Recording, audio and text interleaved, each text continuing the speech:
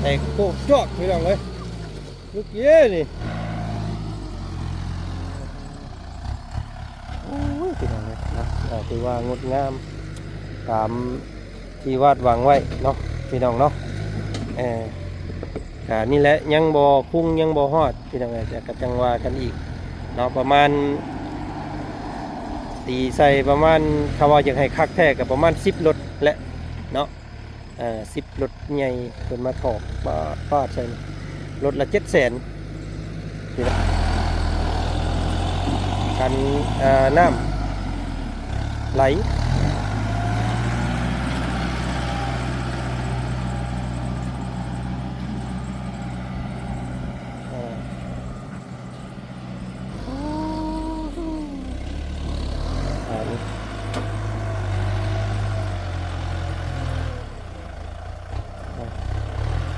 เป็นกันทางน้ำไม่ให้ก่อนเนาะยันว่าเวลาพาลงฝนตกมายันไหลให้ดินเขาเจือนกันแล้วพี่น้องเนาะแต่กันก็เลยให้คนเห็ดคูคลองตามอันนี้ไปนี้เนาะ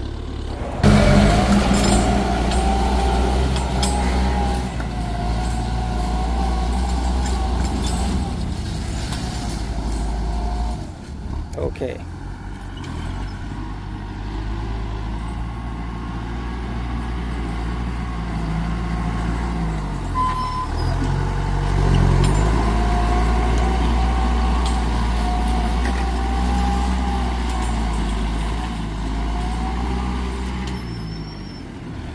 เยี่ยมเยี่ยม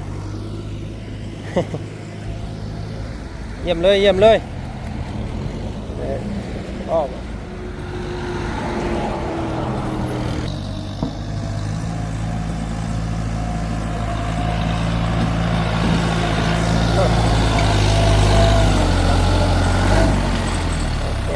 เงิน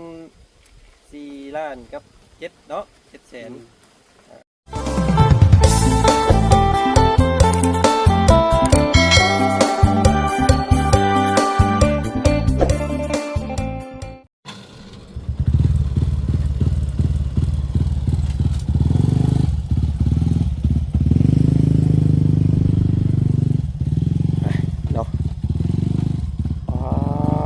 จิโตแปนเติดพี่น้องเอ้ยบาทนี่เผลอแป๊บเดียวเนาะผ่านไปประมาณ2 ชั่วโมงพี่น้องเลยเพียงเติดบาทนี่เพียงตอมมอมเนาะให้กว่าโลนยุ่นบาทนี่พี่น้องเอ้ย เนาะเป็นจังใดปาโถนี่พี่น้องเลยแลนว่าง่ายๆเตะบะโอ้มันสูงเขาถ่วมมันลังรถพวกนี่พี่น้องเลยต่อเนาะ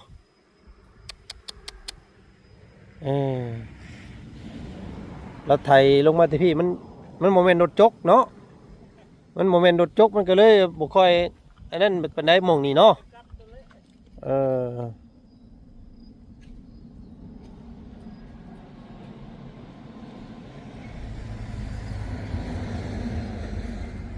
นี่แต่สิให้อ้ายเพิ่นขุดอันว่าคลองน้ำให้ก่อนเนาะคลองน้ำเนี่ยไล่มาสินะแล้วก็อันทั้งข้างทั้งนั้นก็คือกันไอ้แปลว่ากันน้ำไว้บ่ให้มันเข่าเลินนะ เนาะอ๋อเบิ่งก่อนเด้อไล่เบิ่งรายละเอียดก่อนเนาะอ๋อโธ่นี่น้องเอ้ยอันนี้คือโกนห้วยเนาะอ๋อโธ่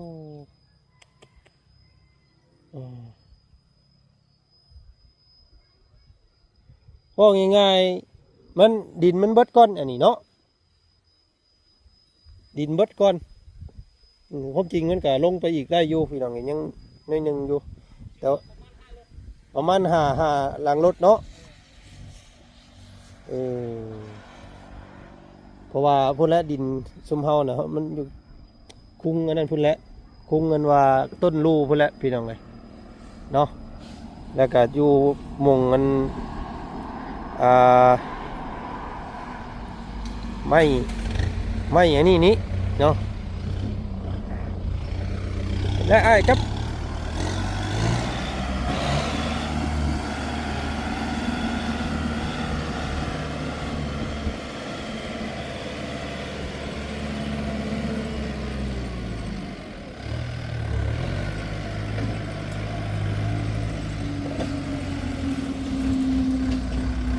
อันเนาะเออ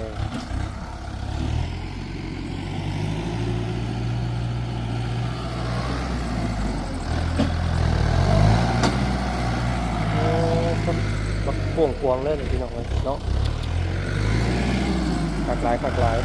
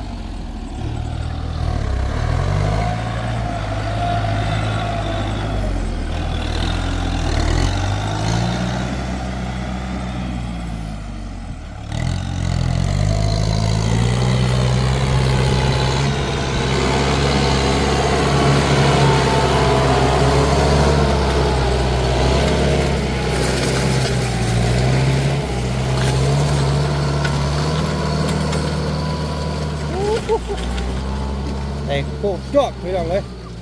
เมื่อกี้นี่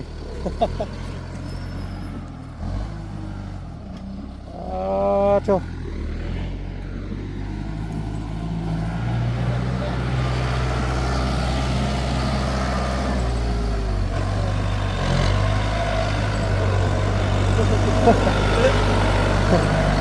ลึกดีได้ยังไงเพิ่นนี่ บ่ได้ยังได้ดู เออสบายดีเนาะ บ่ได้ให้บ่ได้ยังดอกใด แม่น แต่ว่าเพิ่นชำนาญนะ แม่นเพิ่น โอ้ยเราเฮ็ดที่ตื่นแล้วก็เราไปลงเล่มหน้าได้บ่เล่มปาก เอ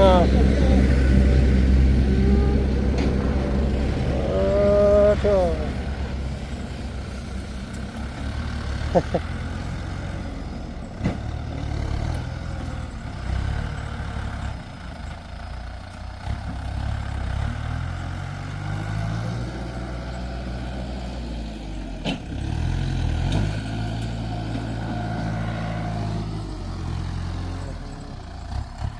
โอ้ยพี่น้องเลยนะถือว่างดงาม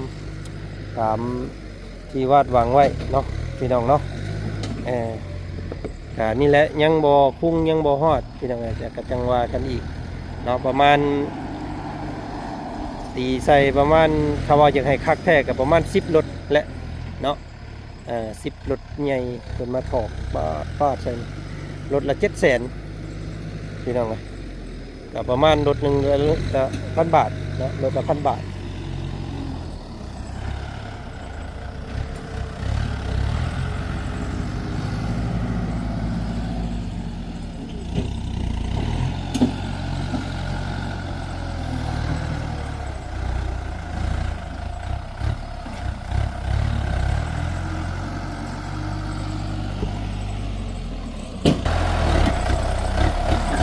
ให้เป็นเฮ็ดอัน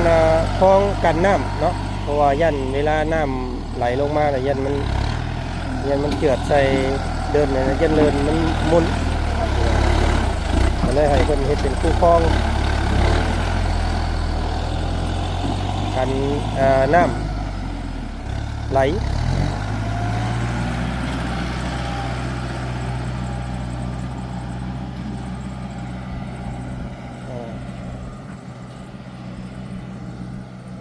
เบิ้งอย่างนี้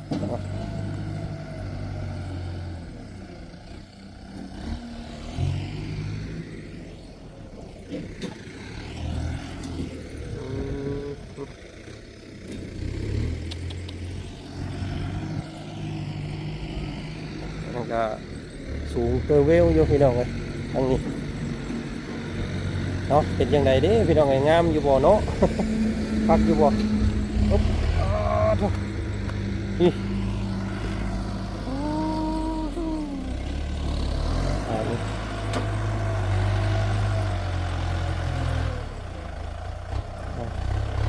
ให้เป็นกันทางน้ำไม่ให้ก่อนเนาะยันว่าเวลาพาลงฝนตกมายันไหลเห็ดให้ดินเขาเจือนอย่างนี้พี่น้องเนาะแต่กันก็เลยให้เป็นเห็ดคูคลองตามอันนี้ไปนี้เนาะ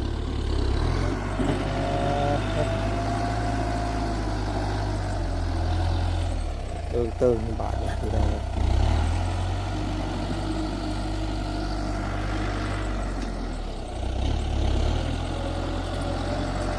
หมุงนี่แหละเนาะมันอยากเสียวๆเนี่ยแต่ว่ามันเฮ็ดได้แต่ซ้ำนี่ครับพี่น้องเนาะ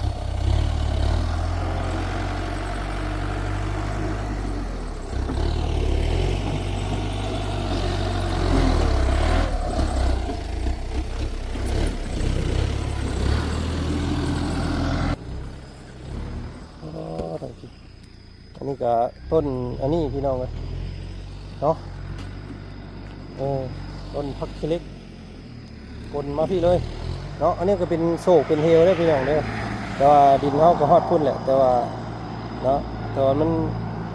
ไปบ่ฮอดแล้วพี่น้องเลย นี่ฮอดตัวนี้เนาะเป็นป่าไม้อันนี้พี่น้องอยู่แต่ประมาณอีกตีใส่10 รถนะคำว่ามาถอกใส่อีก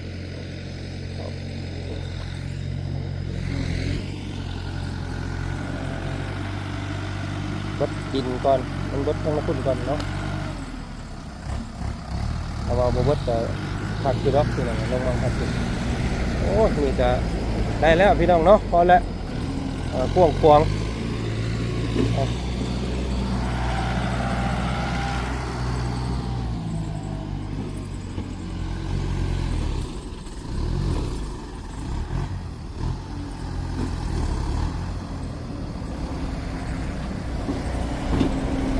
นี่แหละมงสีเฮ็ดเฮือนกับสีเอามงตัวนี้แหละพี่น้องโซนนี้ทั้งพุ่นกับสีเป็นทางเข่าเนาะทางเข่าบางทีก็จะเป็นนาอันทางหลังบ้านเฮ็ดปลูกพักปลูกมีเนาะทางเข่าบ้านกับเข่าทางพุ่นพี่น้อง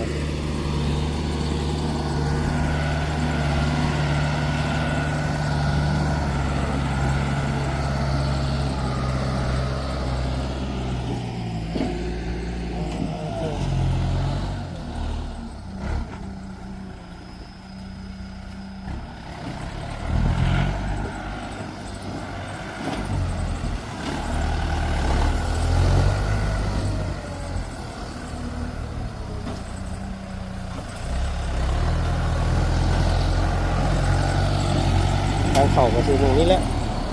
ช่วยนี้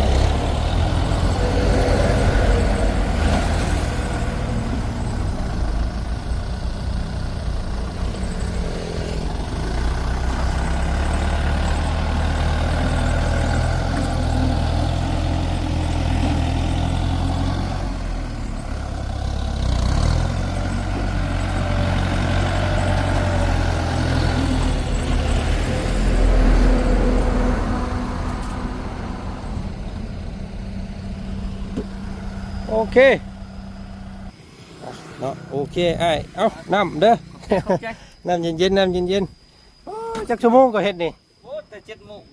7 8 9 10 11โอ้4 ชั่วโมงเนาะ เกือบไว 4 ชั่วโมงเต็มๆเลยพี่น้องเลยเนาะจะยังสีใส่เอาท่อและใส่นี่ไปเลยเอาท่อมาวางจาก เบอร์มีนั่นก็เจ้าโทรหา โทรหา นี่ได้เฮ็ดท่อแบบคือขึ้นเพื่อนเพิ่นนั่นแหละเนาะ แนวมันแหละชื่อแล้วถอด ต้องได้ประมาณ3-4 ท่อ4 ท่อ4 ท่อน5 ท่อนเพิ่นแหละเนาะวางใส่ได้จังเอาดินมาถมสั่นแหละเข้าเพื่อนบ่ได้ได้นี่พี่น้องเนาะอ๋อ อยากได้มื้อนี้ก็โทรเบิ่งแหละก็มาชมให้ โอ้เดี๋ยวถามถ้าแม่เพิ่นก่อนเนาะ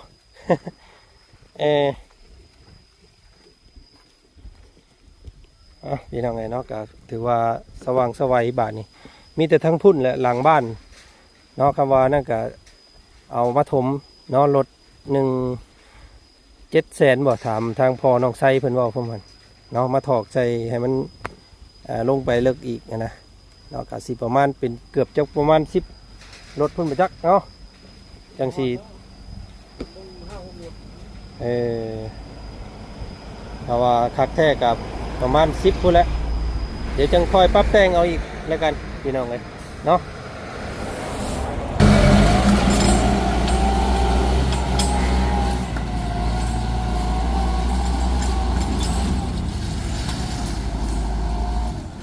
โอเค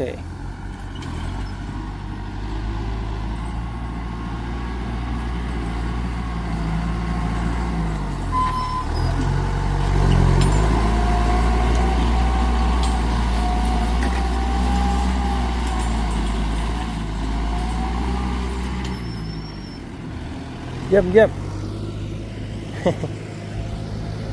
เยี่ยมเลยเยี่ยมเลยอ้อม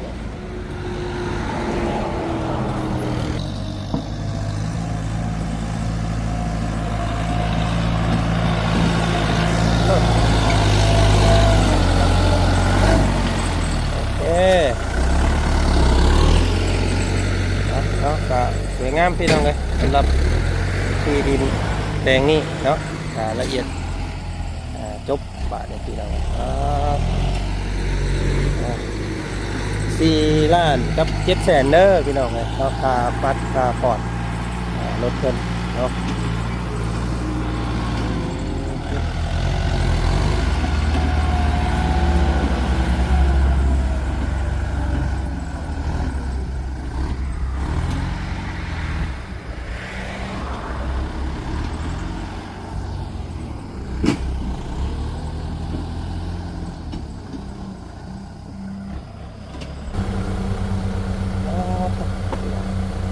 ผักเนลีเนาะทางอ้ายเพิ่นเฮ็ดให้สุดยอดเลยพี่น้องครับ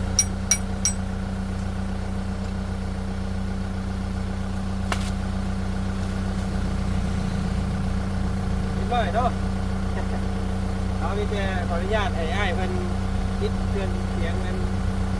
จักเพิ่นลงกันก่อนนี่ที่อะไรนี่ถึงขั้นตอนได้เงินแล้วบ่นี้เนาะเงินที่เขาทำเลย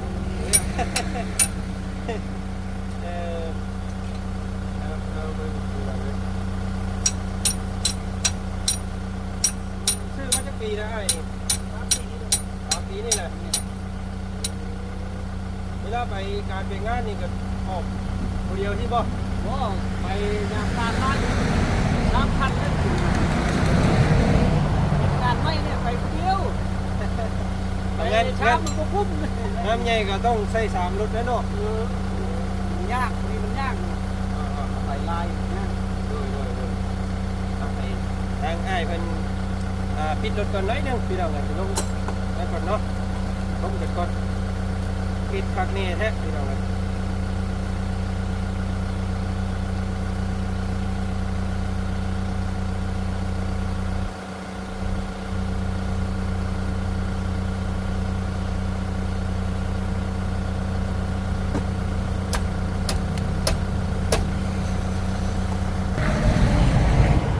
โยกกันได้ สิมันมืดนิดนึงได้พี่น้องเลยเนาะมืดต่อเสด็จ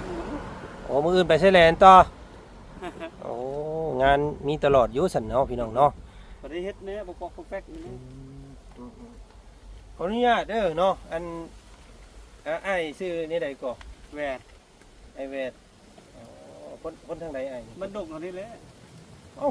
ดงกูอู้กันนี่คนอยู่บ้านดงนี้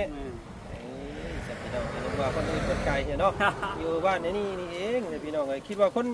ชัยยะคนโมเมนต์เนาะโมเมนต์ชัยยะโมเมนต์บอกเขาจะเอาเจ้าเก้าล้านหมดเอานับเบิ้งพี่น้องเลยเนาะเงิน4 ล้านกับ7เนาะ700,000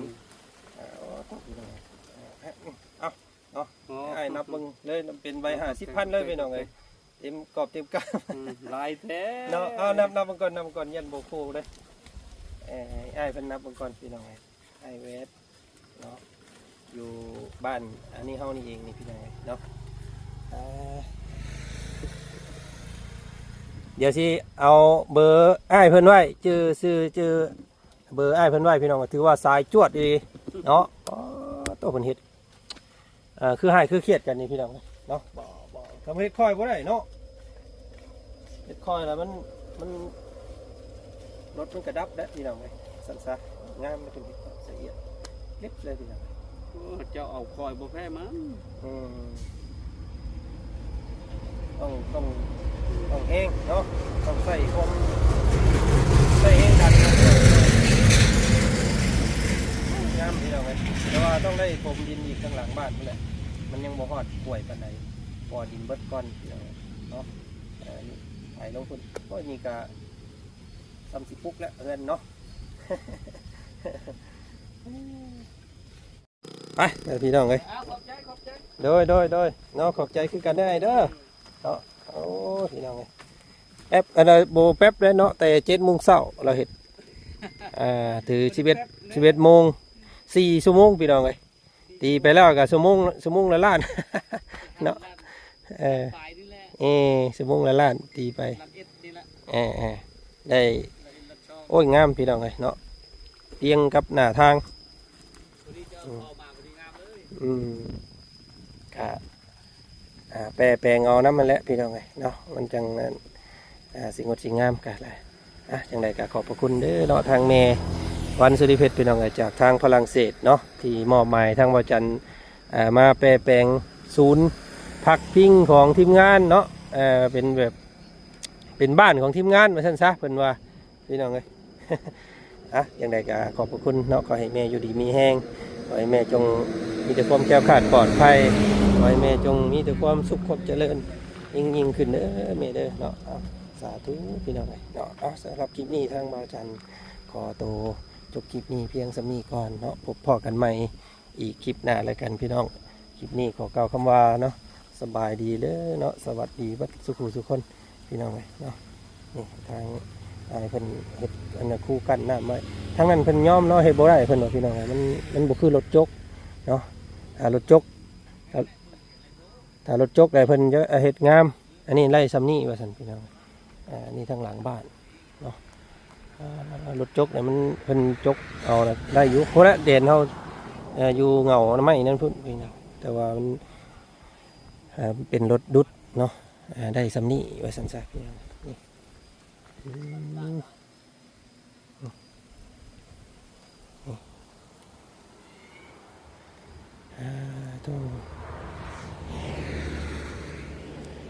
เอาเนาะโอเคสาพี่น้องเนาะเดี๋ยวเบิ่งชมกันใหม่อีกว่าสิมียังเกิดขึ้นก่อนแม่เห็นยังเนาะขอบคุณหลายๆคลิปนี้ขอกล่าวคำว่าสบายดีเด้อเนาะบัดสุขุสุขคนไปพี่น้องเลย